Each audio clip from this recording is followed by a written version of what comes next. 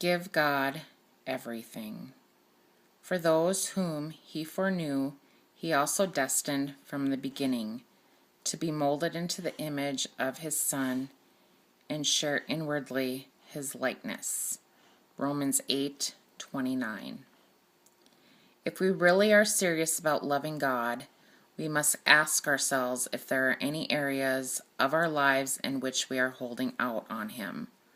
What are the things about which we say, well, God, you can have everything but that, or Lord, just don't ask me to quit doing that? God doesn't want to take everything we enjoy away from us, but everything must be available to him. He makes the choices about what is really good for us and what is not.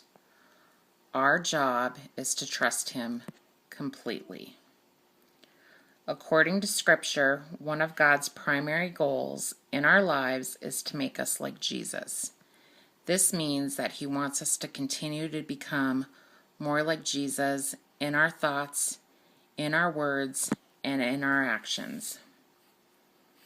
God has given us free will, and the only way we will ever belong to him is to make deliberate decisions, to give ourselves freely to him. He will never force us to love him or serve him. He will lead us and prompt us, but he will always leave the decision to surrender up to us. If God has been dealing with you about anything, I encourage you not to put off surrendering it any longer.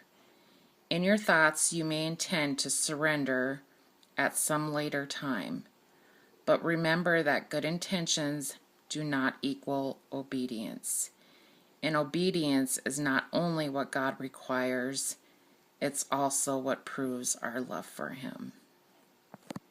Love God today. God bless.